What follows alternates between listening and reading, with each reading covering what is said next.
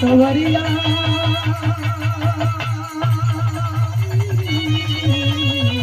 भोले बाबा जोगिया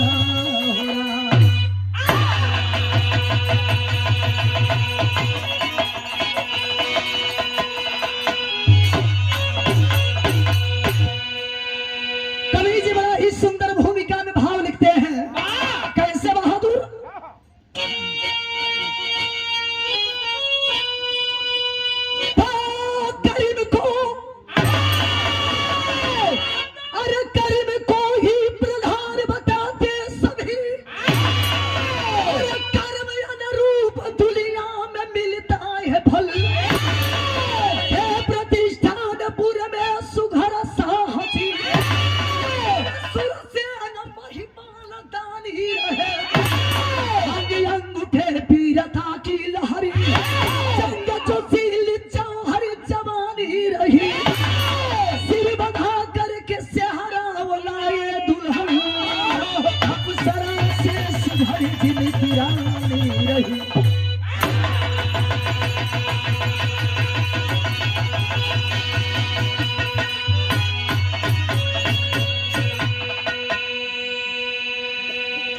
एकरा में जोन खाली ट्रेवल ले ले बड़ा ना एकरा में हल्का ओकर में लेके देख बेस तो लोग को कोनो चीज के आईडिया नहीं खे तने हारमोनियम में भैया बेस तो माइक वाला भैया कर्म को ही प्रधान बताते सभी कर्म अनुरूप दुनिया में मिलता है फल हे प्रतिष्ठान पूरे में सुघर साहसी नाम सुरसेन महिपाल दानी रहे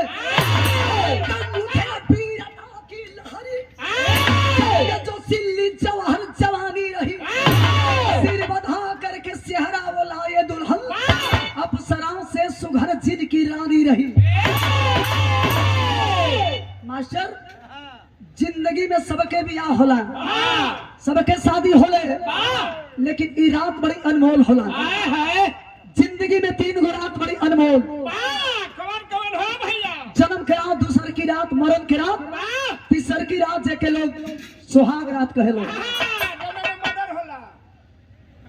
तोहरा में मर्डरे भई रहल तोरे ऐसा आदमी जिंदगी भर भी रहा के टेरी बोल तू कहा जल के सुहाग रात के आनंद होला का। अरे भैया एक और सुहाग रात एक बाबूजी मनाते हलो ओके कैसे मालूम हो क्यों मना देलो। अरे हम पड़ोसी है पूछ लो। अरे भैया इस सफाई अभियान में रहल सॉरी कहलो बहुत फुहार आदमी बनल।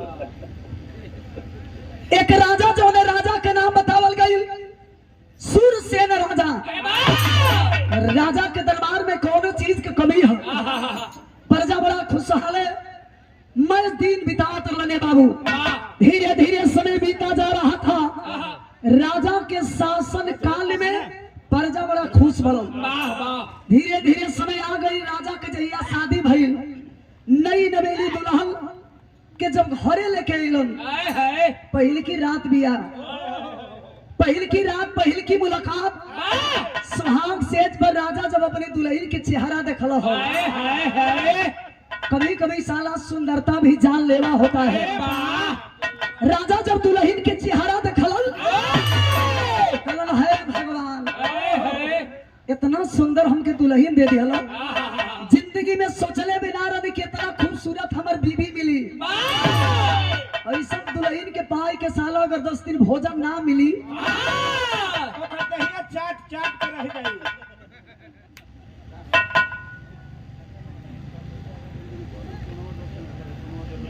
का प्रभु हमारा संग के जितना को रहलो सो पातरे रहलो सो तो कहाँ ओहनी के मेहरारू से 2-2 गो हो गई सो का हो गई हमार साला ही अट्ठा कट्ठा शरीर है कोनो चीज के कमी ना है। हाँ खाद और ना डलने रहल का हो गई है। उसर हो गइल बा। साला ऐसा हट्टा खट्टा शरीर 1 साल बीत गई हमारे रानी के कोनो परिवर्तन ना भाई। अरे बा। भोलेनाथ आज तक ले कोई के ना कहल ही नहीं खो। हाँ। भोलेनाथ के नजर घूमल तो कवि जी के लिखे के पड़ल का नीचे करो तो हारमोनियम का भैया था। हारमोनियम के तनी हल्का बढ़ा अब उनके बोलबो मत करिए लो छोड़ दो बजावे दो उनके चलो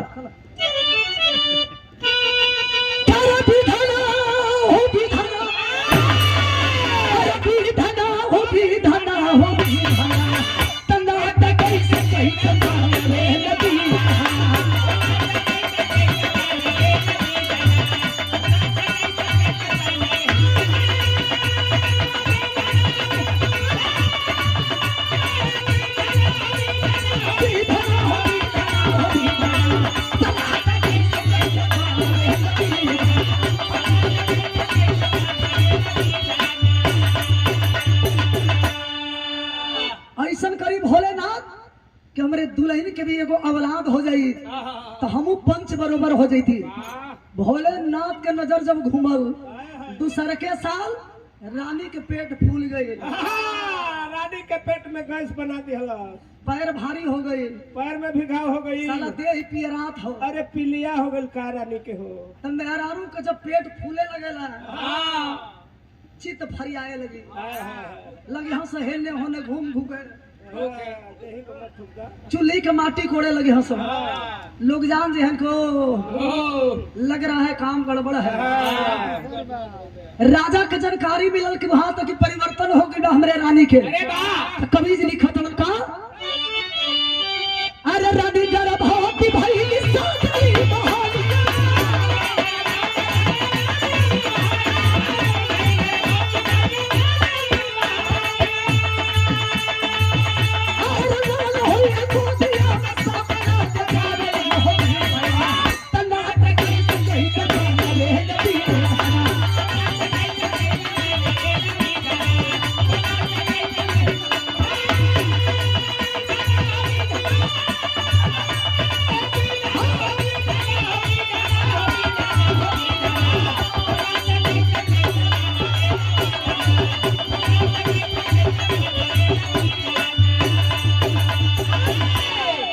राजा के जानकारी मिलल कि हमारे रानी के शरीर में परिवर्तन हो गई। बड़ा खुश बड़न की जाए हे प्रभु कम से कम हमारे रानी के हमके पंच बरोबर का दिहला। ये दुनिया में अब कोई हमके ताना ना मारी। घूम घूम के राजा बड़ा प्रजा लोग में मिठाई बांटा तड़न खुशी वाला समय बितावा तड़न इंतजार करो तड़न के दुनिया में रानी कहिया हमारे बेटा के जन्म दिया। अंगुरिये पर दिन गिनाता 1 महीना 2 महीना 3 महीना 4 महीना 5 महीना 6 महीना 7 महीने 8 महीना 9 महीना 10 महीना 11 महीना पर घोड़ी बच्चा देले। अरे तो वह तरी चढ़ गई। इतना चढ़ जाई न चढ़ गई। तब तो दांत जमा कर में से निकल जाई। सतवासा कैसे हो जाई। राजा गिना तो अंगुरी पर दिन कहिया रानी से बेटा पैदा हुई। बिरहा सुने वाला भैया लोग जब 9वां महीना निकचाइल बा आया हाय हाय रे राजा प्रजा लोग के बुलाए के सोहर गवावो तड़न मिठाई बटवावो तड़न। तो कवि जी मेरे बिरहा में 2 लाइन सोहर लिखल।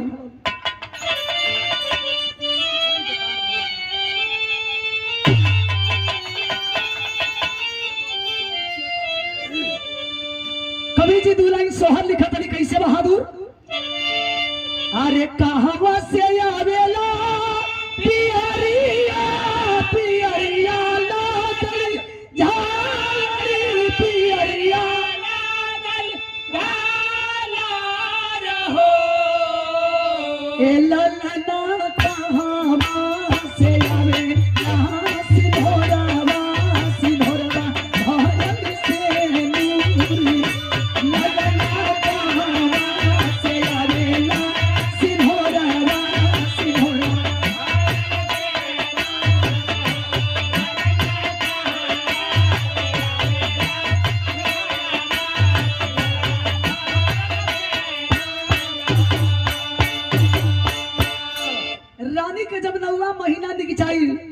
कवि जी विरह में भाव लिखत रही।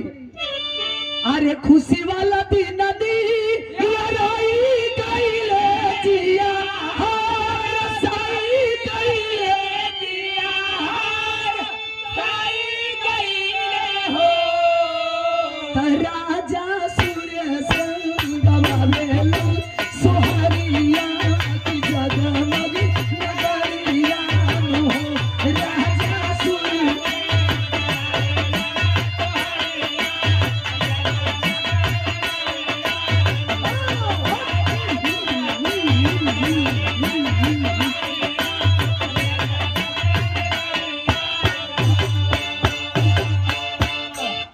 के जन्म दिया। लेकिन रानी के गर्भ से जन्म कौन चीज के भाई? कौन थे? अरे रानी के प्रसव कीड़ा भइले लइका कीड़ा भइले लइका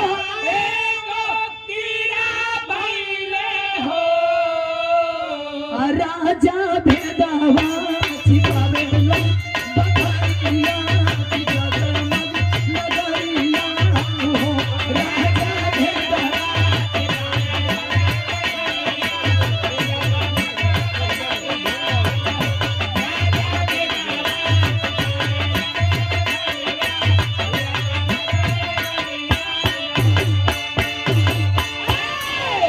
रानी के गर्भ से 9वां महीना बेटा बेटी के जन्म ना।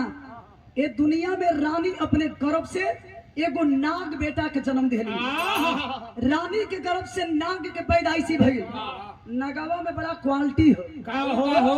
मानो ऐसा बोले शरीर भले सांप ऐसा डोले। अरे वाह एकदम सोच है आदमी ऐसा। राजा के जानकारी मिलल के मेरे के रानी के गर्भ से नाग पैदाइशी भइल बा। अरे वाह अरे साला मैं दुनिया के मेहरारू लइका लइकी जन्म देली हमारे रानी के नाग पैदा भइल बा। एकदम निकम्मे भी अकाई। हे भगवान ई दुनिया में कैसे मुंह दिखाई? दुनिया के लोग हमके ताना मरी हम राजा ये भेद के छिपा ले हो। धीरे धीरे समय कितना बीत गई? कितना? 18 साल। 18 साल के बाद लड़का लड़की के पहचान हो जाला। वो कैसे हो भैया? समझ में आ जाए कि लड़का अब शादी करे लायक हो गई बा। अरे वाह लड़की सियान हो गई बिया। हाँ तो कर भहुआ तन जाला।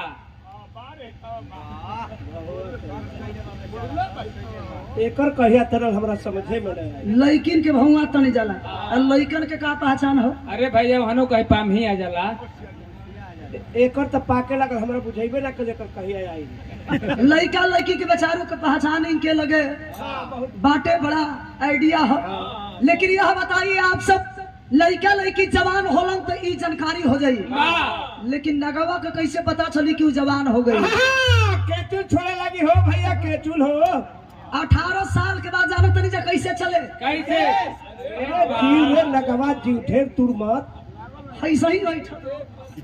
एक दिन बर्दाश्त ना भइले पुरवैया चलत हो जाए के पिताजी के लगे बैठ गई। कहलो तू बाप हो तू पक्का कसाई हो। पक्का ही तोरे दरबार में जे भी आवेला सबके फैसला सुनावेला। हमारे इस जवानी के फैसला कहिया करबो। राजा कहलन तोहार फैसला ऊपर वाला करी। हम लड़का रहता तोहार बियाह भी कर देती। नाग सार के तोहार के ए साल भर के बियाह करी। बोलो लड़कवा जौन बाटे नगावा कहता पिताजी तो के लिखे जानकारी अगर बियाह ना करब तब पक्का कहता नहीं कि अशोक के लगन में आपन जान दे देवे दुनिया में जियब ना। राजा मजबूर हो गई।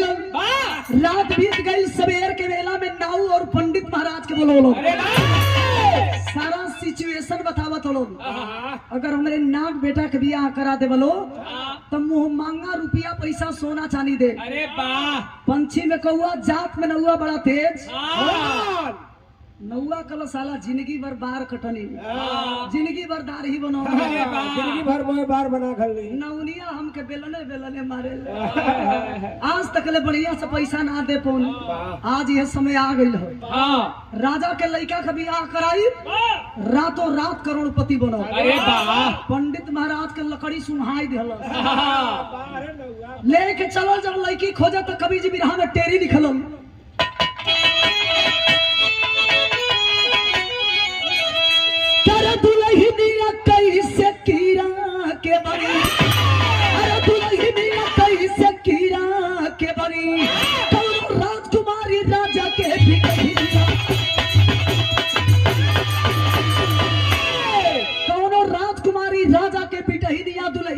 जैसे कीड़ा के बने। नाऊ पंडित लड़की खोजे पा करके राजा के आदेश, फिक्र लिए कि राजा विजय सिंह जो रहते पूर्व के देश। बिटिया उनकी रही भोगवती जब सुनी सारा संदेश, भाग्य में मेरे नागपति है होगा चाहे लाख कलेश। नौआ खोजत कहाँ गईल? पूर्व के देश में, जहाँ सुगा बनावेली सर। राजा के नाम बा विजय सिंह। विजय सिंह के इकलौती बेटी, नाव बड़ा चुन के रखले बड़ा। का हो? वो लड़की के नाम बा भोगवती। अरे वाह, लेकिन सनकुट हो गए है भोगवती। घर मिले तो बर ना, बर मिले तो घर ना। नौआ कलश की राजा की जय हो, महाराजा की जय हो, राजा की जय हो, महाराजा। राजा मैं आपके लिए खुशखबरी लाया हूँ। तोरे बेटी खाती बड़ा सुंदर नमूना लड़का खोजले बारे। एक नंबर 1 है। राजा कल तब लिया और मिठाई खिया, 4 गो रसगुल्ला नौआ चपलस, पानी पिया वही वाला बा। कलश के सरकार अगर बुरा न मनती तो एगो बात कहती, लड़का तो बड़ा ढंग के हो, एकदम शरीर सोना ऐसा चमकेला। लेकिन सरकार जाना तनी कैसन बा? वो लड़का लड़का ना, वो नाग हो सरकार। राजा कल निकाल गंजी रे,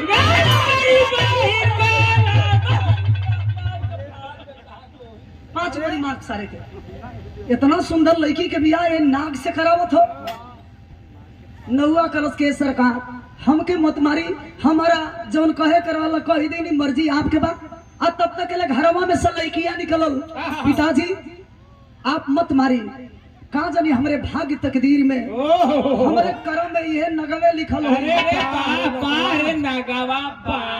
अरे लहर ना आई है, मेरे भाग्य तकदीर में ये नाग लिखा है, इसी नाग से मेरी शादी होगी। राजा कलम जा सर, जा जब तोहर विचारे है बेटी यही नगवे से करे के, तो जा हम कहत नहीं बियाह कर। लेकिन काम लायक तो बा ना। अच्छा तो राजा अपने बेटी के रिश्ता तय कर दिहलन। और जब तय कर दिहलन तो देखी जैसे बारात आइल बा वैसे ही बारात सजा तो कभी जी तर्ज लिखत नहीं। अरे अपना खोरिया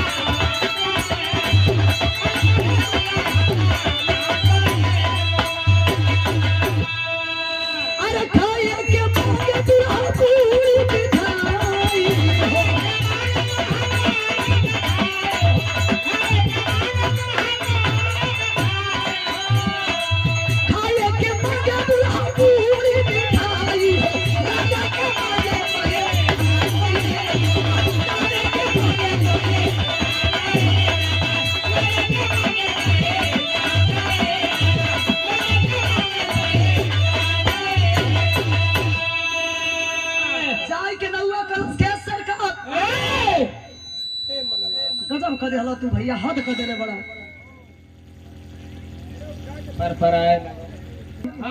पूरी मिठाई बुनिया कुल मिलबे करी। अरे वाह, लेकिन सोचे वाली बात तो ही बात का हो कि लड़कन के जूता मोजा शेरवानी टाई बेल्ट फलान ढेकान किनाला, इन नगवा के कैसे सेहरा बनाई। लोग असमंजस में बढ़ल। यही बीच में नौवा के लकड़ी लगा दिलस। कल से राजा लड़का के बाद में सेहरा बनी हो, पहले माल निकालो, माल छोड़ो। राजा कल बियाह हो जाए के बाद मिली है। ना ना ना ना तनिको ना, अभी चाहिए हमके ना। अगर पैसा देवा तुरंत बियाह काटो। अरे वाह, कई लड़की के बाप के लगे कलश है इतना गर्जू भइल बड़ा, तोरे दुआरी पर हमर दुल्हा बारात लेके ना आई। इतना गर्जू बड़ा तो अपने बेटी के डोला फनाई के बियाह कर दो। ते दुनिया में जानो तभी के मजबूर होला, सबसे ज्यादा मजबूर एक बेटी का बाप होता है। सब दान एक तरफ और कन्यादान एक तरफ। कन्यादान के मतलब महादान। अरे वाह, राजा मजबूर हो गए तो कभी जी बिरहा में तर्ज लिखलन बहादुर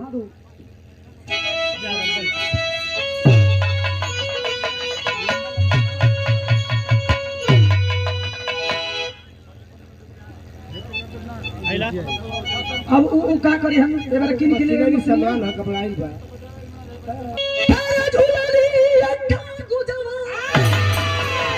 अरे टूटल राजा जवनिया में गरिया छूटल राजा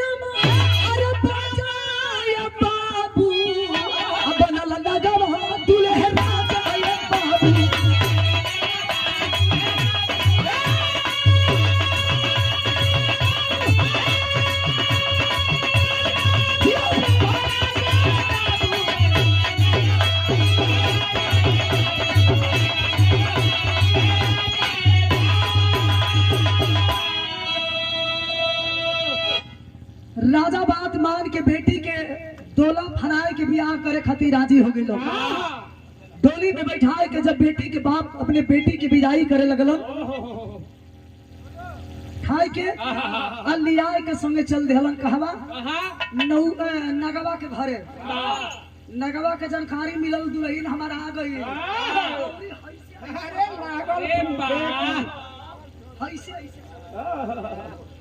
ऐसे ही जाए के बैठ जा लोग कल लड़की तो आ गई ऐसे ही तमु समयाना लगल हो लड़की के उतार के डोली में से बैठावल गई वही समयाना में इंतजार होता लड़का कब आई। अब यही जब हमें फंसे वाला बा फसावा 5 मिनट के बाद जब लड़का के लिए आई के बैठावल गई लड़की के सोझा तो देखे वाला लोगन के पोजीशन कैसन हो ओ मैया लोग भकुआई वालन के हे भगवान इतना सुंदर लड़की अहि नाग कर करम में लिखल है यही नाग से बियाह होई अरे वाह वहां तक रजवा एक कीटा खाल हो गई एकदम पकड़ फसा इतना सुंदर बेटी के बियाह यही नाग से करत हो। अच्छा रउवा सब ऐसन जे तनी जानकार बा ऊ कहता कि मर्दे करे करम में यही लिखल बा भाग्य तकदीर में नगवे बा तो नगवे से न बियाह होई यही में कुल लड़का कहता हूँ सब मर्द बियाह तो होइए जाई लेकिन सोचे वाली बात ई बिया नगवा बियाह कली लेकिन नगवा सुहाग रात कैसे मनाई नगवा पोछिया में सुहाग रात थोड़ा भाई समझिए मन पोछी से सुहाग रात मनाई हाँ वो पीछे से काम करो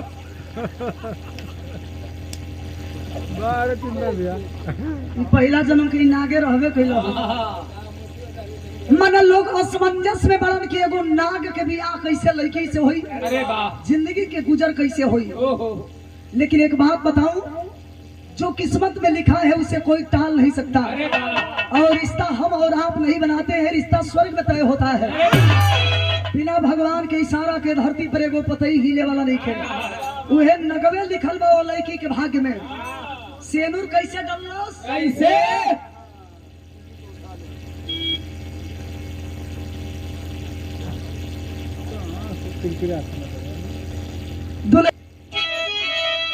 शास्त्र विधि से होई गई बियाह हो अरे उठल हर माया सागरिया हो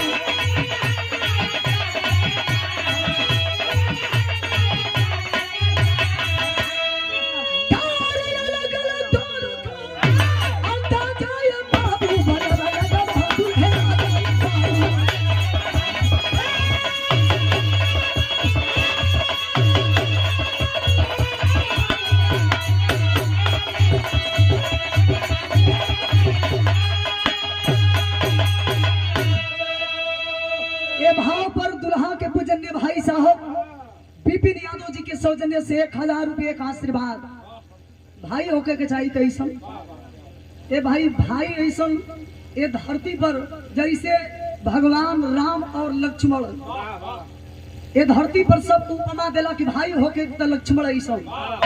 आज आप साबित कर दिहनी कि भाई के शादी में आई बनी कितना खुशी है। यही मत देखल जाला हो एकरे अंदर कितना खुशी बा। फूफा मामा चाचा दादा फुआ हाँ जीजा जीजा चाचा चाची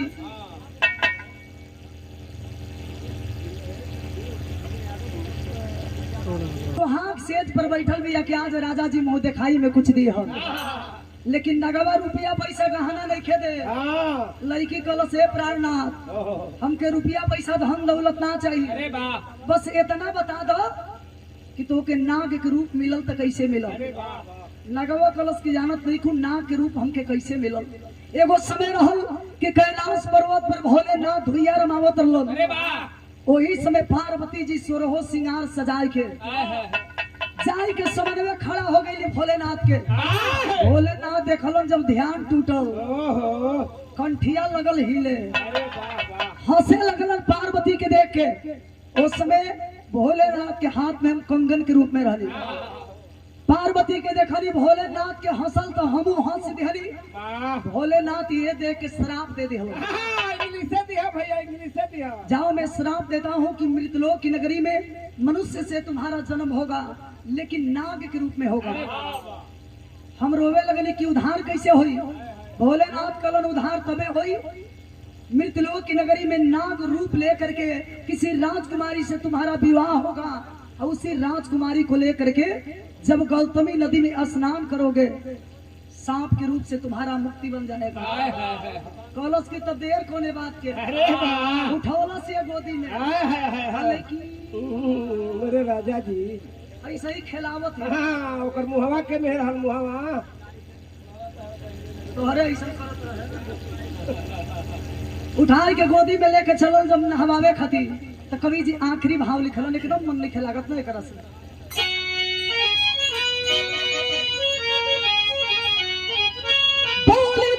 चल के अब नहाला सजना पर बिगड़ल जीवनिया बनाला सजना।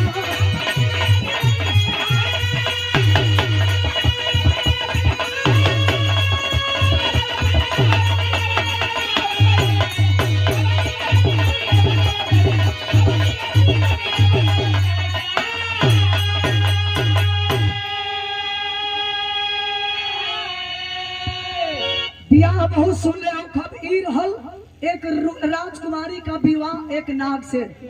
हमरे बिरहा के शीर्षक बा नाग बना दुल्हा। ते धरती पर जौन भाग्य तकदीर में लिखल बा ओके कोई मिटाई ना। शादी के फिर एक बार वर वधू को हमारे तरफ से हार्दिक शुभकामना। जब तक गंगा जमुना में पानी रहे आप दुल्हा दुल्हन की जिंदगानी रहे। बिरहा के आखिरी भाव गुरु गणेश को रामलाल का स्वर्ग